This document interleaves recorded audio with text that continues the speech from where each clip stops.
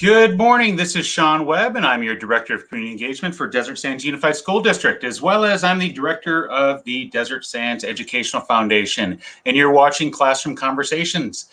Wow, Chef Mary, we are at episode 30. This is episode 30 of Classroom Conversations. Who would have thunk? Who would have thunk? But before we move on, we want to make sure that we give credit to the Desert Sands Educational Foundation Board and for them allowing us to have this platform.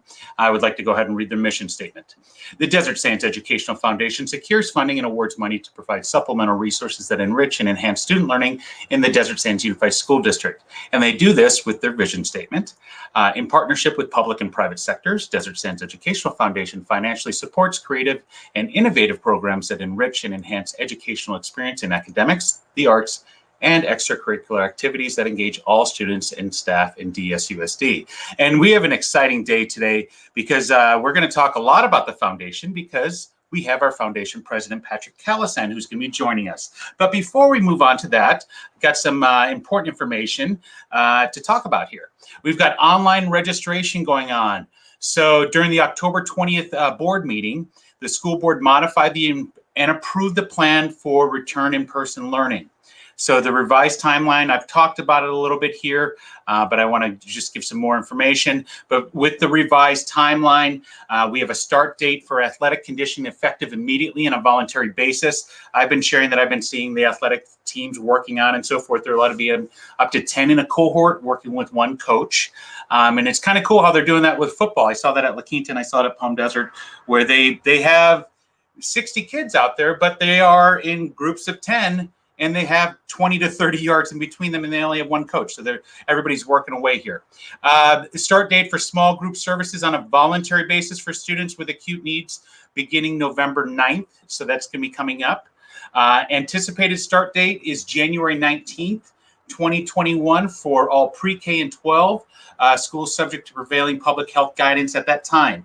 So those are the days. So as I've been sharing, January 19th, that's when we come to hybrid learning, pending health guidelines. And then, as I said, small group learning for students on a voluntary basis with acute needs beginning November 9th. We're also asking our parents to complete online registration. You want your child to remain in distance learning for the remainder of the year, or if you want them to come into hybrid learning, this needs to be completed by November 10th. Okay, that needs to be done by November 10th. If you do not complete the registration form, your student will be placed in hybrid. So once again, you'll be placed in hybrid if you do not participate in that that survey there. And you can fill out the form. You can go on Parent View and click the online registration tab. Paper copies are also available at the school site. Okay, and feedback regarding the proposed hybrid and distance learning model has created an opportunity to refine our plan. Hopefully the following information will help parents make their decision. There are some answers that depend on how many students opt for distance learning. We need to have the registration numbers before we can commit to some information. We don't want families to know, we want our families to know what we are working to. So we want to help mitigate the student need for teacher assignments, create hybrid schedules where elementary students will be on campus approximately 6 hours a day and so forth. And we wanted to know that students in individualized educational plans continue to receive special education services in both in hybrid and in distance models. That will happen. Students will retain the current school affiliation. However, in some circumstances, based on staffing, students might be moved to Horizon Virtual School. Just please be aware of that. Students on transfers will not lose their transfer status if they choose distance learning, and athletes can choose distance learning and still participate in schools with current school. Okay, so we want to make sure that you are you're informed of that information there. Okay, and then also got some exciting news here before we move on. Let's see here. We've got two of our educators in our district, a teacher, Crystal Hollenbeck, and then principal, Mr. Zink, that are finalists for awards in the California League of High Schools. They're finalists for Region 10, and Mr. Zink for Educator of the Year and Crystal for Teacher of the Year. So we wish them luck in that process. I think that's pretty awesome. Then as well, I just got this. This is a press release from Chef Mary. With that being said, the press release from Chef Mary, it's pretty exciting here. DSUSD School celebrated for conservation efforts. The Women's Club, the GFWC Women's Club of India, will be designating the newly designed front area of John F. Kennedy Elementary School as their Yard of the Month. And that's going to happen Friday, November 6th. So that's pretty exciting. That's going to happen at 9 o'clock, where the school, they're going to get a sign in front of the school to showcase the beautiful landscaping there, a certificate from Indio Water Authority to show conservation. They'll get tickets to the Coachella Valley History Museum and an IWA water conservation kit. And wow, this is in December, the Eisenhower Community Learning Center will be named the Yard of the Month as well. So this is all great news. Schools in Indio are being recognized for having conservation efforts. And lastly, before we move on and have our guests and have Chef Mary come in here, I walked through the office here and I was asking, hey, what information can I share out with Classroom Conversations? And Juanita, who's our front receptionist, wanted to make sure that people are aware. The district office is open from 8 to 4:30. You can only come to the district office by appointment, okay? So if you need to meet with personnel, you need to meet with payroll, you need to meet with fiscal, you need to meet with anybody, risk management, make an appointment via email. That's the best way. For those of you that have timesheets, you can drop them off. There's a box outside, as well as there's a box right by the reception desk. Know that the box outside is checked multiple times a day, and it's a locked box, so you should not have to worry about anything there. Whew, that's a lot of information. Let's go ahead and bring on Chef Mary here and get started with the rest of our day.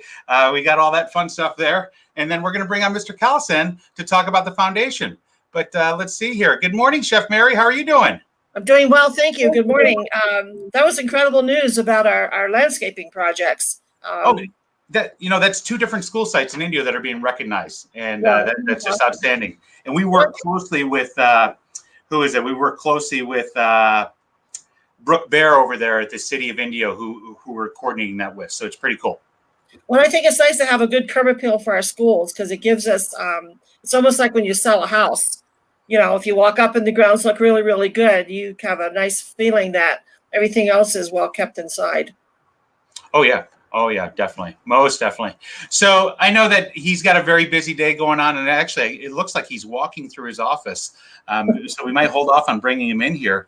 But who we have joining us today is the Desert Sands Educational Foundation president, Patrick Callison. You've met him a couple of times just in this type of format. Yes. And maybe years ago, if you remember from the spring social days, he was at a couple of those with La Quinta High School. But he's going to join and talk to us about, everything. Who is Patrick Callison? Why is he involved with the foundation? And then we'll see what else he has to share. Great. Perfect. Good morning, Patrick. How you doing? Hey, good morning. Good morning, everyone. Good morning, Chef Mary. Good morning, Sean. Good morning, Patrick. You look like you're outside. I stepped outside to get better reception. I guess inside the building, the reception was getting a little shady. So here we are outdoors. Okay. I'm glad you're able to join us regardless of where you are. And you know what? I love that you're able to experience the beautiful outdoors now that it's not, triple digits. Yes. Correct. So, Patrick, you know what? This is your first time joining us on Classroom Conversations. First off, I want to say thank you and thank to the rest of the Educational Foundation Board for providing this format for the district to be able to highlight everything Great Desert Sands. But why don't you introduce yourself? Who is Patrick Callison? Oh, perfect. Thank you, Sean, for that opportunity. And good morning, everyone. Good morning out there in the World Wide Web. So my name's Patrick Callison, and first and foremost, I am a father. I'm a father of 3 who has entrusted the education of our children to the local schools out here in the Coachella Valley, of course, including the wonderful schools at Desert Sands. I currently have a middle grade student at John Glenn, and 3 of our kids have gone through that school and have, the experience is wonderful. So yes, first and foremost, I'm a parent out here. I'm also work in the healthcare industry. So I'm one of the administrators for Kaiser Permanente out here in Coachella Valley. And I also serve as the president of the Desert Sands Educational Foundation, hoping to improve the educational experiences of all our children here at the school district. And I'll say that the time that I've known you, Patrick, I first met you when I was an assistant principal over at La Quinta, and it was probably the same time when Chef Mary met you for the first time. When here we were, Dr. Cook gave us the task of putting on a gala for this high school. Oh, that's right. Yes. Remember that, Chef Mary? And I do. Here we are. We're going around. We're starting this whole process, and we're asking people for money, and we weren't really sure what we're doing. And then we found out, hey, we need to have a an organization? Who's accepting this money that we're asking for? And that's when we first met you in the foundation. So Patrick, it's been a great relationship since then. And I love that we build upon that. Now we work together. Absolutely. Yeah, it's been a great journey. And that's a key, I think, when you look at what Desert Sands Educational Foundation is able to offer as a 501c3 nonprofit in the Valley. We're able to reach in and thank you, Sean, for sharing and reading our vision and our mission statement, something that each of us on the board truly believes in making an impact as we reach out into the business community, both the private and public sectors. And we've used this phrase before as the fundraising arm of the DSUSD to be able to create these avenues that we can allow the student experience to be enriched. And whether it's academic, because we have granted through our mini grants programs things like robotics clubs and equipment for robotics programs, to athletics. We've looked at sports equipments for different schools, to extracurriculars. I mean, we're trying to touch on every student as best we can. So as I look at our mini grant programs, yes, we've granted elementary, middle, high school, special needs, alternate programs, grants for those programs in classrooms. We have about 29,000 students or so in the DSUSD. As much of those students we want to impact and we want to touch. And that's kind of what prompts us and parents like myself and educators that are on the board, community members on the board. That's what motivates us to do the work that we do. Right. No, and it's fantastic. Like I said, when we first met, I know that the foundation, their large push at the time was Chromebooks, because the entire district was making the effort to go digital and having a device for every student. And I want to say that now that we have more than a device for every student, and part of that is through the foundation. So thank you for that. Now that we're able to offer these mini grants to these teachers, it's outstanding. You know, last year, and I actually have here, and I scanned it in for your guys' board packet, and I'll share with you now. I have a letter here from Mr. Bailey, and you guys will get this in your board packet. That it says, "Dear Foundation members, on behalf of the Board of Education, I would like to take this opportunity to thank you for this generous gift of 22,000 blah, blah, blah for STEAM grants. And this letter is coming to the board. You know, this is something that you guys have done. And this is one of many letters that I received last year, because last year alone, you guys gave over $53,000 to Desert Sands, which is outstanding. Thank you. Absolutely outstanding. So if you could maybe share with me, Patrick, and share with Chef Mary, since she's a new board member, you know, she's new blood. Welcome to the board, Mary. Yeah, she's a rookie. You can help her out a little bit and help guide her a little bit, right? But exactly. What are some of the goals at Desert Sands Educational Foundation for this upcoming year? So we're always looking at ways to grow our fundraising efforts and our programs. This year, let me look back at what we've done in 2020. We had our very first gala, which is going to become an annual event. That was a fantastic event at Ironwood Country Club. And with that, we were able to celebrate a pillar in the society, a pillar in our community with Mr. Oliphant. And we were able to bring together friends of the foundation. We were able to bring together friends of Desert Sands to help celebrate that, and also create avenues for fundraising, which is what we look at doing. Our next grand event is going to be the CamFest, the Children's Arts and Music Festival. For those of you who are familiar with the past years, it was always held on the beautiful grounds of the Indian Wells Tennis Gardens. Of course, through this current pandemic, we have to do things a little bit differently. And so CamFest will go on. CamFest is going on. CamFest is going live. And we're taking it to this electronic format that everyone is probably familiar with. From schools to businesses, we're doing a lot of things virtually through virtual meetings and Teams and StreamYards, and that's what we're doing with CamFest. So that's the next grand event for us. It's happening in December, and what we're looking at is being able to showcase various aspects of art, our students and art, through that virtual CamFest live event. So that again is happening in December. The links, Sean, I'm sure has circulated that. It's on all our social media platforms. So feel free to log on, watch, and for those of us in the business community, if we can help support that through sponsorships. I'm going to give a plug because just yesterday I had heard that we did get a sponsorship from Kaiser Permanente, so we thank them. And my chief operating officer attended that event with me last year. So we're very pleased to be able to reach out to the business community to help with the funding of CamFest. Patrick, if they're not able to donate any money, is there any in-kind service that's available or something that they can do outside of the financial donation at this year?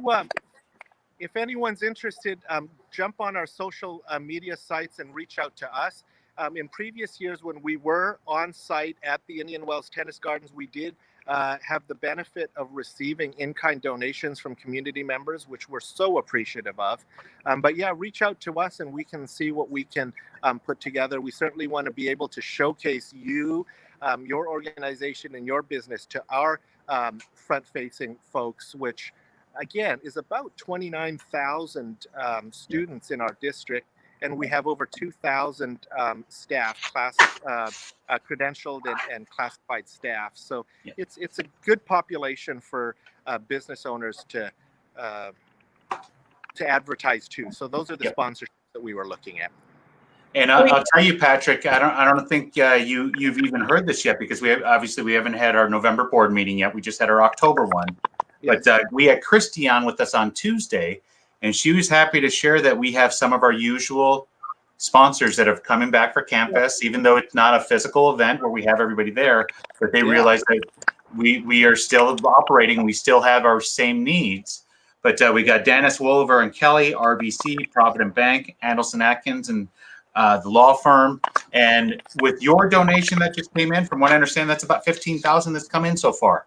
So I want to commend you and the foundation board for doing an amazing job, and the CamFest team that's doing an amazing job for bringing these funds in for our teachers and staff and students. Perfect. Exactly. Thank you, Sean. Like Patrick, I noticed that they had, there was different arts. There was the theater, the band, the dancing, and whatever. I've been a real theater person, and I've always been a really good costume person. And I was wondering, since they're advertising the theater, if they are reaching out for outfits, vintage outfits or whatever, to complete their theater inventory.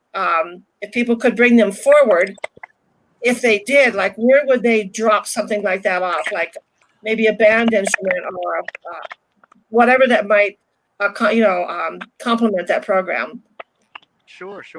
Yeah, so when we look at, Mary, when we look at the CamFest event and how it's grown through the years, the very first one was truly music, right? It was a music event that we had reached out to the different schools in the school district for the students to perform with their musical program. The last year, we've expanded it. It's now including not just music, but it includes dance, it includes theater. We did have upstairs at the tennis gardens, we did screenings of film, and then there's also photography that's being on display. So a lot of what they're doing is we're reaching out to the schools, to the students that have these programs to showcase their programs. So in terms of donations of theater type supplies, we hadn't received that. We put up stages when we were live on the tennis gardens. We were putting up stages, a live theater stage for the students to perform in, and they do bring in their own equipment and their own costumes. Okay. No, it's Mary, it's a pretty amazing event to see all the students involved. And you talk about how people can get involved. When we had the physical event last year, I was in charge of the volunteers. We had over 150 volunteers there helping out to run the event. Oh, that's awesome. Yeah, it's pretty amazing that the community embraces education, embraces the needs that the district has and so forth, and embraces the foundation and sees all the great work that our board is doing. Well, maybe with this production this year that we're a viral production, by putting this out as much as we have, it might encourage people to come forward for next year when we have a real live production, that you could have theater people or producers or somebody that, at some point everybody sort of retires and they're looking for something to do. So maybe at some point they could put on that website for future what people could come in and help do. Maybe a writer, a producer, camera person, lighting. Because I think sometimes we don't know what we can volunteer for, Right. or what we can contribute. And you're kind of sometimes I think a little hesitant about going, hey, can I give you my vintage car? And you go, but I think it kind of encourages people to go, God, I could do that. I've done music, I've done cooking, and let them come forward and be a part of it. Patrick, you and I don't run in the same type of circles as Chef Mary, where her friends give vintage cars and maybe write the songs. I will have one pretty soon, believe me. Okay. Well, Patrick, I want to thank you for taking the time out of your busy day. I know that with your job and what you do with Kaiser, you're right at the front of the lines right here, right at the front of fighting what's going on with this pandemic. So thank you, and thank your staff, and thank again the Desert Sands Education Foundation Board. Yeah, and Patrick, a big shout out to Kaiser. I'm a Kaiser person, and I'm so proud of the organization, how they've handled us and treated us, and the response getting back. I'm just kind of overwhelmed that it's better than it was before, with making us feel comfortable as healthy people. So thank you. Fantastic. Thank you. And thank you for having me on. It was a pleasure speaking with everyone. Mary, Sean, I wish you the best today. All right. We'll see you later, Patrick. Thank you very much. Have a great day. Patrick. Oh, Mary, there you go. You got to know Patrick a little bit more. I know. I mean, Sean, you and I are always thinking like 100 miles ahead of everything. And you kind of see reaching out. Like when I started doing volunteer work, I went to Old Town San Diego, and I was watching everybody in a costume, and I thought, oh man, like, what if I could do that? So I went up, and this lady came, and she sat down beside me in a big costume, an 1856 costume. We got talking, and she said, why don't you come to our tea? So I went to the tea. The first thing you know, I was in a full costume, and it was a tour guide, and the state of California put us through training, and I did it for 5 years. Every weekend we were down there. So I know that with the push, some people want to do things out of their comfort zone that maybe they don't have to be responsible for, but yet they can come down and have a good time, and they can make a difference. And so I think with even CAMFest, putting this out for next year. Oh yeah. So people can start signing in. As Chef as Christy shared 2 days ago, that any type of sponsorship they get this year for the virtual event, they also get to be a part of the physical event too. Yeah, so it's almost like we're, I guess you could say we're paying it forward with their membership this year, right? We're doing that. Exactly. Well, something came up interesting in one of my social media pages when I think someone was listening to one of our programs about your grant certificate. Mm-hmm. And this gal, they live in North Carolina, and she goes, hey, Mary, have you looked into this grant? Have you looked into that grant? Have you looked into this grant? Oh, I love it. I love it. Send it my way so I can look it up for the foundation, please. I know. So people are they're listening to our program, and they're giving us some input. Yep, definitely. Even though they're not involved in the school or whatever, but because of our networking. Yep. It was kind of interesting. I thought, what is this? It was on your show. So I'll send it over to you. Please do. So what I'm going to do now is I'm going to share a video. So as you know, the foundation, they sponsor the Desert Sands Recognize It program. Okay. And with every month, people in the community can make nominations and so forth. Well, the principal over at LB Johnson, Lyndon Baines Johnson Elementary School, every time he has nominations for his staff, he reads them on YouTube and he shares it with his community. So I thought it'd be fun to share and give shout outs for all these teachers. You will recognize one of the names. California State Teacher of the Year, Allison Sear gets a nomination here. And just so you know, we're going to have her on November 17th with us too. Oh, good. So let me go ahead and pull up this video here. And here we go. This is Brad Fisher, the principal at Johnson Elementary. Today is Tuesday, November 3rd, and I'm here to recognize some incredibly talented faculty members as recognized by your peers or the community. And please keep sending those nominations in. Those can be found at the district website. You can nominate any faculty member you'd like for anything that you see them doing above and beyond. The first one this month goes to Christy, and I'll read parts of it. Since school opened, it has been pretty difficult on most parents and staff as well. Yet anytime and every time she is contacted, she responds promptly and is very nice. The concern is real. Even though it's in the office, over the phone, or through an email, you can almost hear her voice. For me to receive an email and her asking how my child is and saying she misses, she shows how genuinely caring she is about her students. It can mean the world to a person.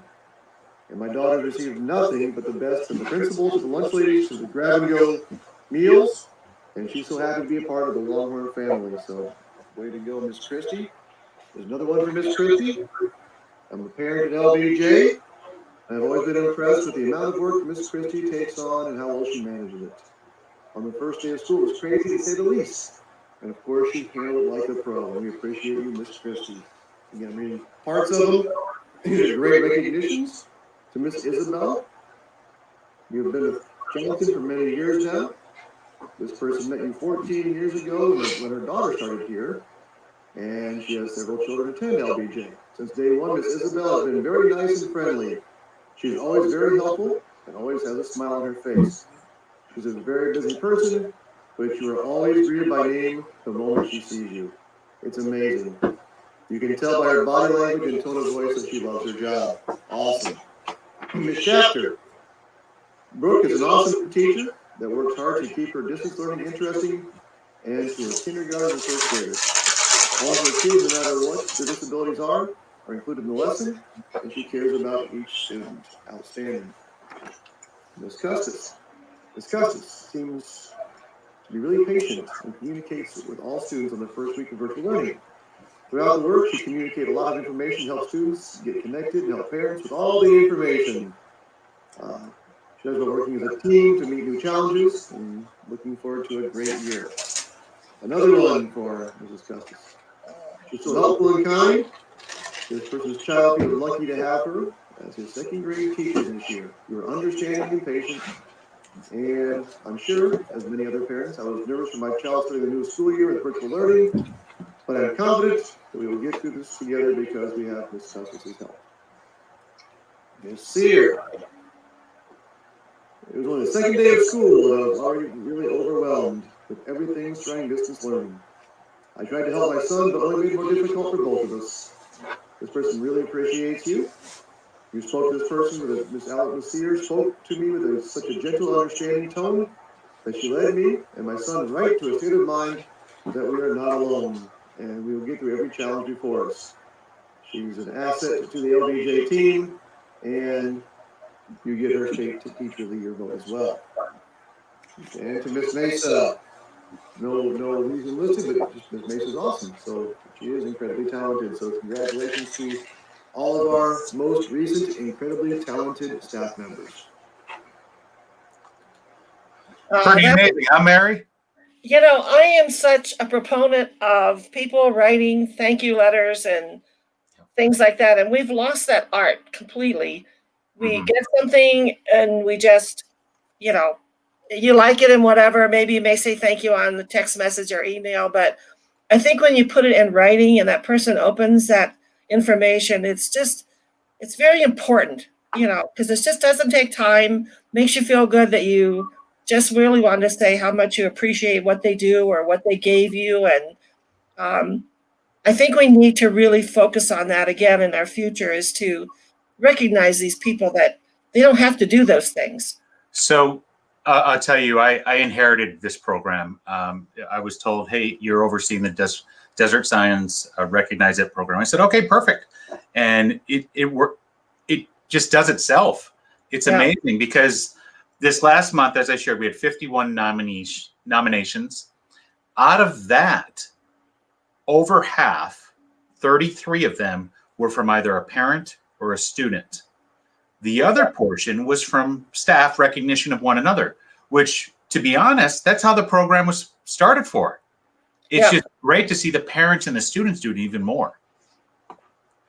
Yeah, no, I think it's really critical. And I think when you read those things, I think it kind of spurs someone else to go, gosh, well, I should have really said something about, Jane Doe. So I'm really glad that he took the time to put that on there and to read what the people have said, because it's such a positive statement from unsolicited people. Yep, exactly. So you know what, we're getting a little late in the morning here. I want to make sure to cover our social media.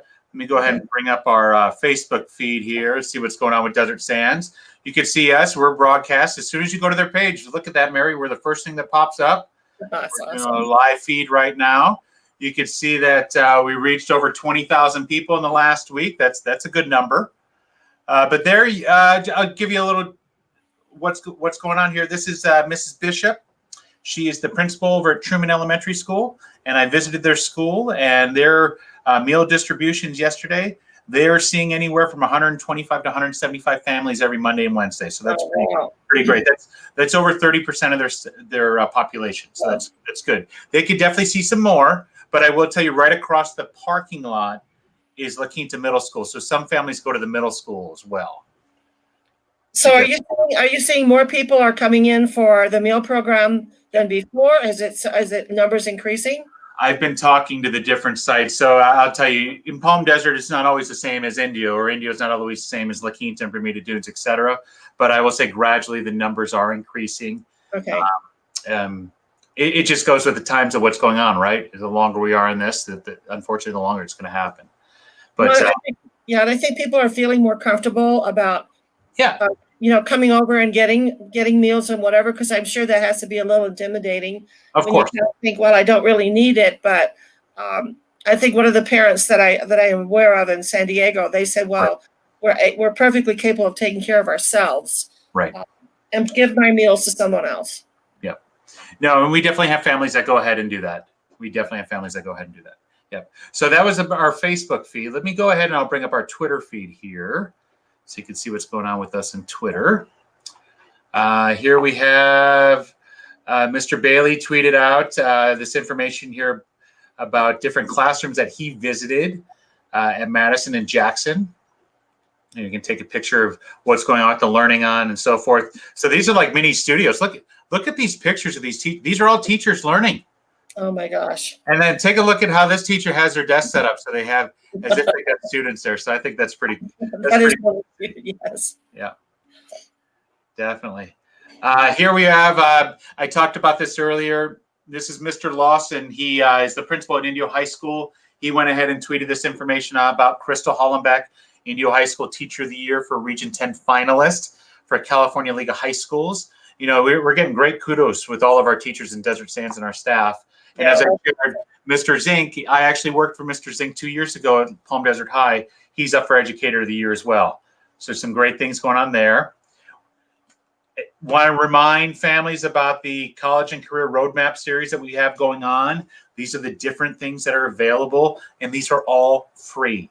Okay, so once again, these are all free. So please participate in these opportunities for College and Career Roadmap. And then, we talked about Allison Sear, and like I said, we're going to have her on November 17th. I think it'll be a lot of fun to have her on. You can talk to her, and exactly. California Teacher of the Year has to go through. Like, it is quite the resume or quite the application process. I rewatched the interview I had with her back in the spring, and she talked about it then. I can't wait to hear about what it is all about for this time around. And then lastly, Mary, this is our official CamFest. I just want to highlight again, we got that teacher challenge going on. I'm actually going to get a couple minutes of our principal meeting this morning, and I'm going to highlight that too. And then actually Christy filmed herself, sent it to me, and I'm going to share that video with all the principals as well. But today we're highlighting the teacher challenge. So this is with the text to donate, as I'll flash this up on the screen again. So as you're aware, the foundation board bought the license to be able to use text to donate this year, so we can have as many campaigns as we like. This is the one campaign that we're doing right now. So if you text CamFest 2020 to 760-338-2282, you can make it a tax-deductible donation to CAMFest 2020 that'll go directly to teacher mini grants and opportunities for our staff and students. So please, we encourage you to get involved. So Sean, I have a quick question about that. Maybe we've answered it before and I've forgotten. Like, No problem. if someone wants to donate to the band, okay, Yeah. is it a certain school that does the band, or are there all the schools get together and do the band? That is a great question. So what each of the schools have their own bands and so forth. Okay. And I'm going to pull up the website for CAMFest and how it works. It's pretty cool. Like I said, with the text to donate, Mary, let me see here. I'm going to pull up the page so you guys can see it. So as I shared the other day, this is our website, right? And just say you want to donate just to a band. So this is the teacher challenge here. And we say teacher challenge, these are all the teachers that represent those programs. Okay. So with the teacher challenge, we click that and it'll give you the different codes for text to donate. Okay. Find the school. So say you want to give to, Mary, just say you want to donate money to the Desert Ridge Academy Band. You're going to text DRA band to that phone number, and then it'll prompt you, would you like to make a $2, $5, $10, $15, whatever amount you want to donate to that school. Okay. Okay. What will happen is the text to donate software that we purchase will then put that in a bucket for that organization. Okay. Yeah, so that's exactly how it works. And no, that's a great question. Thank you very much, because I'm sure there's plenty of others that have very similar questions. And the better we can answer them, the better people are going to be informed, and the better, hopefully, people are going to donate. Yeah, because it kind of feels like it's like a lot of people making a band, not a school having their band. Believe it or not, we like Palm Desert High has, I want to say in their marching band probably has 75 to 80. Oh, wow. If you remember, La Quinta had good 40 to 75 each and every year. I know. Choir programs, think about it. Each teacher has a class load times 6 or 7, how many other classes they have. So a choir teacher could have 200 students in the choir, and then they have their different levels that they apply for. So Sean, here's a question I have for you that I always kind of wondered, since I was in school, like say the band instructor, do they have like a budget that they have to operate out of a year, and that includes what, salary, uniforms, whatever, so that money goes into their budget?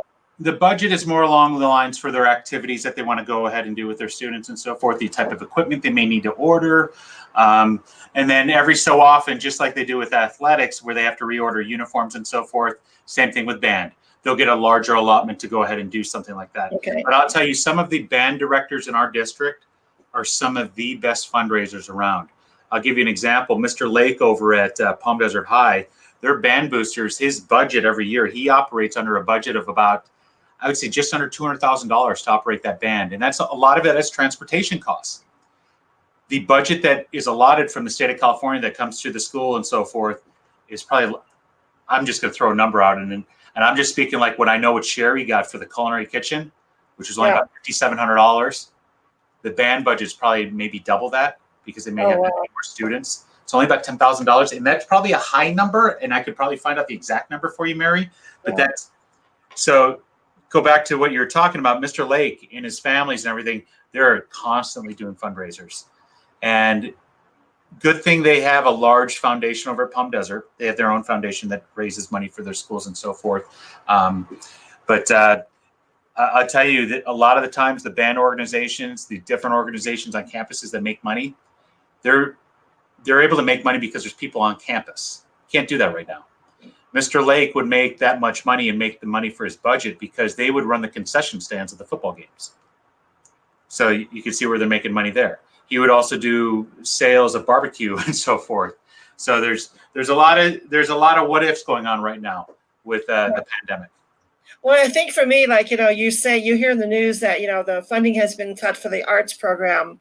Yeah. And I wonder, like, maybe at some later program, we can go through the paper trail of how that starts, up here, and then how it gets down to here, and how the individual school or the band leader or culinary arts teacher, because I don't think a lot of us understand when they say, well, the program has been cut. Well, who cut it? How was it cut? Where did it cut? Right. How can we step in? What can we do? Because I know in the educational system that you understand that, and it's part of your daily kind of a conversation. from the outside, it's like, oh, who are they? Yeah. Who are they that cut the program, or who are they that make the foundation? Well, for the people that are watching, if they want to know who they are, they can contact me and you, and we can definitely find that out for them. Cool. Most definitely, most definitely. But Mary, I'm going to go ahead and wrap this up, and I'll meet you backstage here in a second. Okay, you have a great day. All right, you too, Mary. Okay, Bye-bye. thanks. Bye. Okay, we had a very filled informational show about what's going on in Desert Sands. Real quick, I want to read again about the online registration information. During the October 20th board meeting, board modified to approve the plan to return to in-person learning. Start of athletic conditioning is already going on now. Start date for small group services on a voluntary basis for students with acute needs beginning November 9th. Anticipated start date for everyone else for hybrid potential learning is January 19th for pre-K through 12, depending on public health guidelines. Parents and guardians are asked to complete the online registration if they want their child to remain on distance learning for the remainder of the year. This needs to be completed by November 10th. Please complete one form for each student in your household who will remain in distance learning, grades TK through 12 for the 2021 school year. If you do not complete your registration form, your student will be placed in hybrid learning. Okay. To fill out the form, parents should go through Parent View, click on the online registration tab. Paper copies are available at your school as well. Feedback regarding the proposed hybrid and distance learning model has created an opportunity to refine our plan.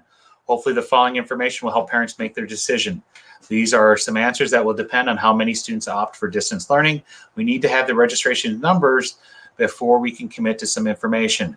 We want families to know that we are working to mitigate the need for student and teacher assignments, create hybrid schedules where elementary students will be on campus for approximately 6 hours a day. Middle and high school students will be dismissed at lunchtime, and all students will be on campus for at least 2 days a week in the proposed hybrid model. Provide students in such programs as CTE, IB, and AP Capstone the opportunity to continue in those programs while in distance learning. Limit the amount of curriculum that may be delivered through Apex and online learning platform for middle school and high school, and create schedules that allow to keep students enrolled at their current school. We also want parents to know that students on IEPs will continue to receive special education services in both hybrid and distance learning models. Students will retain the current school affiliation. However, in some circumstances, based on staffing, students may be moved to Horizon or virtual school. And students on transfers will not lose their transfer status if they choose distance learning. As well, athletes can choose distance learning and still participate in sports with their current school. So a lot of information from Desert Sands that'll be on the website as well.